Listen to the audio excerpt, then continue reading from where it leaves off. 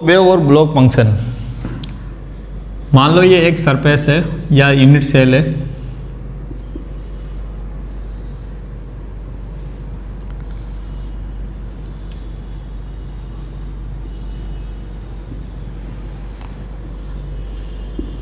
किसी क्रिस्टल की एक यूनिट सेल है। इस तरह की बहुत सारी यूनिट सेल्स क्रिस्टल के अंदर बनी होगी।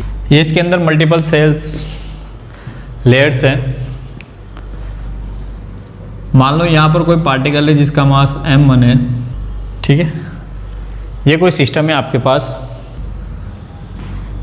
ये x, y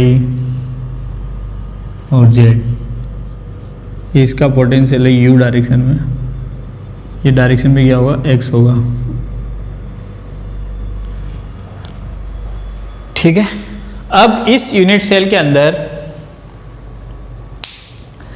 मान लो किसी इलेक्ट्रॉन की जो पोटेंशियल एनर्जी r डिस्टेंस के ऊपर, इस यूनिट सेल के अंदर कोई इलेक्ट्रॉन से कितने डिस्टेंस के ऊपर, r डिस्टेंस के ऊपर, उसकी पोटेंशियल एनर्जी क्या है, Vr। इसी प्रकार से अगर कोई सिमिलर यूनिट सेल है जिसका डायरेक्शन जस्ट उल्टा है, यहाँ से डायरेक्शन जस्ट उल्टा है, तो उस केस के अंदर मान लो कोई इलेक्ट्रॉन प्रेजेंट है, उस इलेक्ट्रॉन की जो एनर्जी है वो है r डैश, तो इसका पोटेंशियल एनर्जी भी क्या होगी, Vr dash. Unit cell same है, अगर डिस्टेंस बराबर है r और r डैश, तो जो पोटेंशियल है Vr equal to Vr dash, इसका मान भी क्या होगा, बराबर होगा। मान लो let m1, m2 and m3 are integer. ये तीनों क्या है, integer. And a1, a2 and a3 are lattice constant. तो ट्रांसलेशन सिमेट्री से जो r का मान होगा, ट्रांसलेशन सिमेट्री है ये, इसका मान होगा m1 a1, m2 a2, m3 a3 plus m3 a3, इसका मान होगा, जहाँ पर m क्या इंटीजर है, तो जिसका पोटेंशियल है, जो सिमेट्री के रेस्पेक्ट में पोटेंशियल आएगा वो आएगा निकल के, इसको m से कर लो, Vr plus Rm equal to Vr dash या Vr। जो डिस्टेंस आएगी, जो पोटेंशियल होगा, जो एनर्जी पोटेंशियल एनर्जी होती है, उसको एक्सप्रेस किया जाता है Vr plus Rm equal to Vr dash. अब इसको नॉर्मली हम सोल्व नहीं कर सकते, क्योंकि ये जो प्रॉब्लम्स है, अब ये पूरा यूनिट सेल से आपके पास, इसमें अलग अलग एनर्जी लेवल है, तो ये जो प्रॉब्लम्स है वो मल्टीपल एनर्जी लेवल्स के रिलेटेड होगी। जो मतलब कि हम कह सकते हैं कि जो पॉसिबल्स इलेक्ट्रॉन स्टेट से इलेक्ट्रॉन्स की, वो बहुत ज़्यादा होगी, और वो किस फॉर्म में होगी, वेव मैकेनिकल फॉर्म के अंदर। किस फॉर्म के अंदर होगी, वेव मैकेनिकल फॉर्म के अंदर। तो इसको सोल्व करने के लिए, इस वेव मैकेनिकल फॉर्म को सोल्व करने के लिए ब्लॉक नामक साइंटिस्ट ने इसका एक सॉल्यूशन दिया। उस सॉल्यूशन को कहा जाता है, ये इसका सॉल्यूशन दिया कि इसके रेस्पेक्ट में जो वेव फंक्शन होगा या वेव फॉर्म का जो मान होगा वो होता है psi k equal to u k iota k r, और वन डायमेंशनल के ये हो जाएगा u k x psi k x u k x a to the power iota k dot x या k dot r. This value is known as Bloch function. This value is known as Bloch function. और इसी के आधार पर block ने एक theorem दी जिसको कहते हैं ब्लॉक थ्योरम। उसको हम सोल्व करते हैं अभी। ये तो ब्लॉक फंक्शन हो गया कि यहाँ इसके रेस्पेक्ट में, ब्लॉक फंक्शन के रेस्पेक्ट में ब्लॉक नामक साइंटिस्ट ने एक थ्योरम दी अब अलग अलग थ्योरम दी तो लेवल भी, एनर्जी लेवल भी क्या होगा, अलग अलग के लिए अलग अलग मान निकालना पड़ेगा। तो यहाँ पर हमारा क्वेश्चन आता है, मोस्ट इंपोर्टेंट क्वेश्चन है इस यूनिट का, Bloch theorem. Bloch theorem, Bloch theorem के रूप में इसको दिया गया है। तो we know that the Schrodinger equation is given as, क्या होती है, del two psi x upon del x square plus 2m upon h cross square E minus B x psi x बराबर 0। This is the Schrodinger equation, time independent Schrodinger equation, जहां पर we x क्या है, potential है, distance x। अब हम कह रहे हैं कि जो डिस्टेंस है दोनों यूनिट सेल सेम है, तो जो पोटेंशियल x पे होगा वही पोटेंशियल कहाँ हो जाएगा, x प्लस a पर। मतलब जो x डिस्टेंस हो गई, एक डिस्टेंस हमने कुछ भी मान ली, उसके रेस्पेक्ट में अगर हम जैसे हम बात करें यहाँ पर, ये मान लो x डिस्टेंस है और ये डिस्टेंस है a, ये कोई बॉक्स है आपके पास, तो इस जगह जो पोटेंशियल होगा वही पोटेंशियल कहाँ होगा, x प्लस a पर, वही पोटेंशियल कहाँ होगा, x प्लस a पर। तो जो पोटेंशियल का मान है वो पोटेंशियल का मान क्या हो जाएगा, सेम हो जाएगा। तो उस पोटेंशियल के सेम मान के लिए क्या हो जाएगा, B x equal to B x plus A. तो इसको सॉल्व करने के लिए जो ब्लॉक ने थ्योरम दी वो थ्योरम क्या है, psi x equal to u x E की power iota k r, equation number 3। ये ब्लॉक ने थ्योरम दी, इसकी सहायता से इसको सोल्व किया जाएगा। और जब पोटेंशियल बराबर है तो जो u का मान है, u x बराबर a कांस्टेंट है,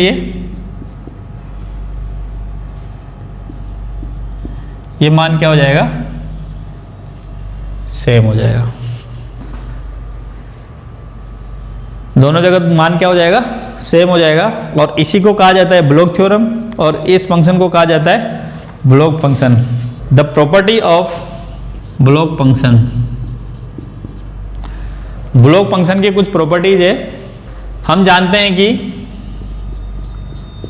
psi x equal to u x E to the power iota x होगा, तो psi x plus A equal to क्या होगा, u x plus A E to the power iota k x plus A. And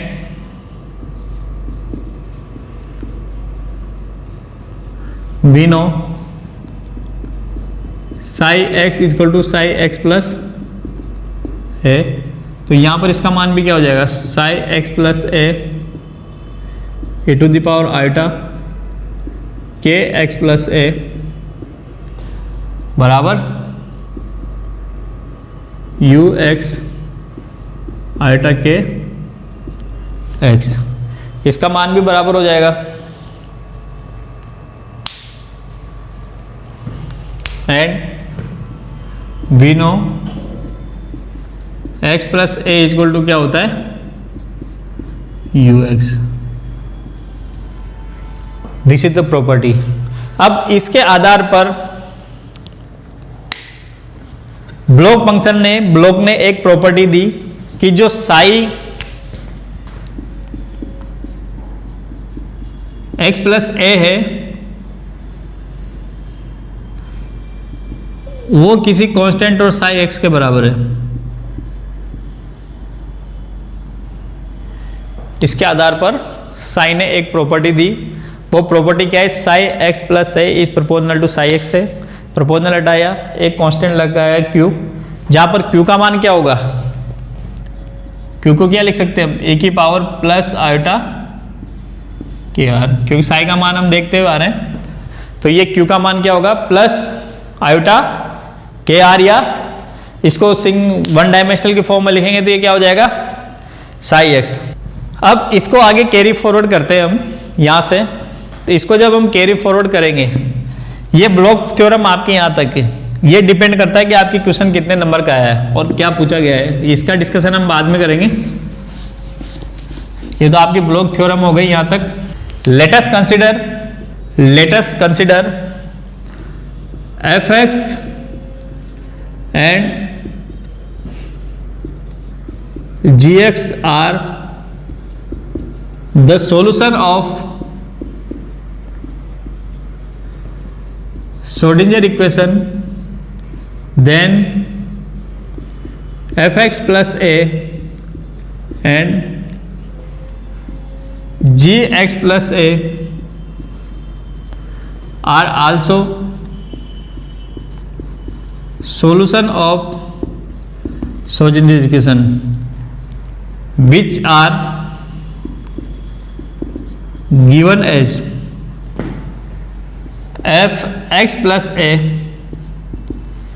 is equal to alpha 1 fx plus alpha 2 gx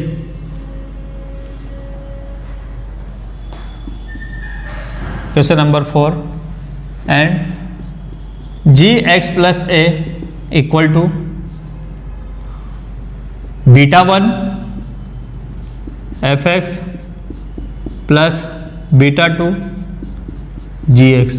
question number 5, ये दो solution दिए गए हैं आपके, जहां पर अल्फा और बीटा क्या है, रियल फंक्शन है विद रेस्पेक्ट टू एनर्जी।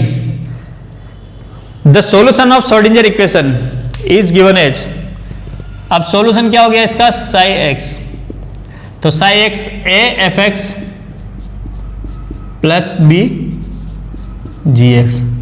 ये दो तरह के सॉल्यूशन है, तो दो तरह के सॉल्यूशन के रेस्पेक्ट में जो एग्जैक्ट सॉल्यूशन होगा वो क्या होगा, psi x is equal to a f x plus b g x. तो साई एक्स प्लस ए क्या हो जाएगा,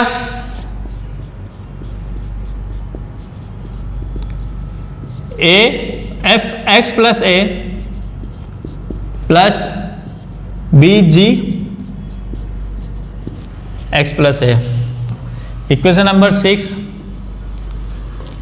फ्रॉम 4, 5 एंड 6। 4, 5 और 6 से आप क्या देखते हो, यहां वैल्यू पुट कर दो, साई एक्स प्लस ए बराबर क्या हो जाएगा, A alpha 1 F x plus alpha 2 G x plus B beta 1 F x plus beta 2 G x. इसको जब कंबाइन फॉर्म में लिखेंगे तो एक alpha 1 plus B beta 1 F x plus A alpha 2 plus B beta 2 G x Y x plus A. Equation number 7, equation number 7 के respect में ये मान आ गया। तो हमारा जो ये फंक्शन आया, इस फंक्शन को मान लिया हमने प्रॉपर्टीज के अनुसार, जो प्रॉपर्टीज क्या शो कर रही है हमारी, वाई एक्स प्लस ए। हमने इसके पहले जो बात की थी, प्रॉपर्टीज क्या शो कर रही है, y x plus A equal to q psi x plus A equal to psi x. इस प्रॉपर्टी का जब हम यहाँ पर यूज करेंगे, तो यूज करने के बाद हम इसको लिख सकते हैं A alpha 1 plus B beta 1 equal to Q 1 A alpha 2 plus B beta 2 equal to Q 2 B. या सिंपल इसको क्यू ले लो अभी। Equation number 8, equation number 9।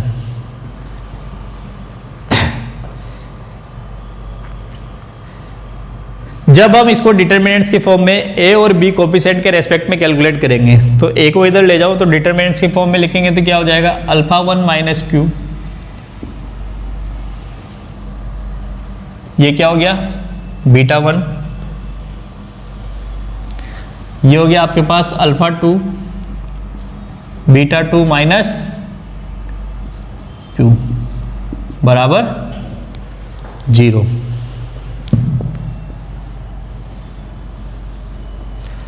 ठीक है, इसको जब हम सोल्व करेंगे तो सोल्व करने पर हमें क्या मिलेगा, यहां से Q square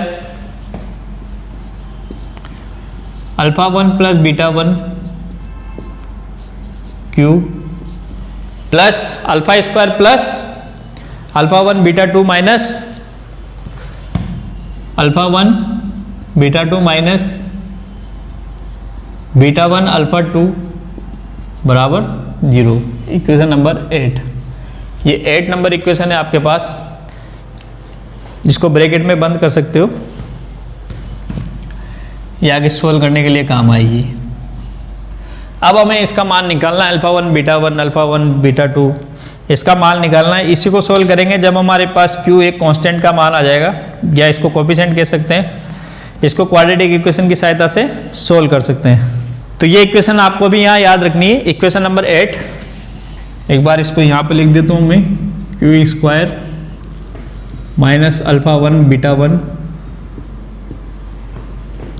Q plus alpha 1 beta 2 minus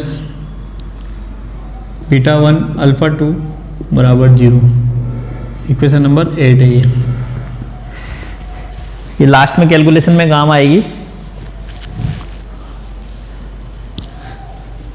ठीक है, तो ये अलग पार्ट है, इसको यहाँ से हमें अभी कंटिन्यू में नहीं करना है, ये बाद में काम आएगा।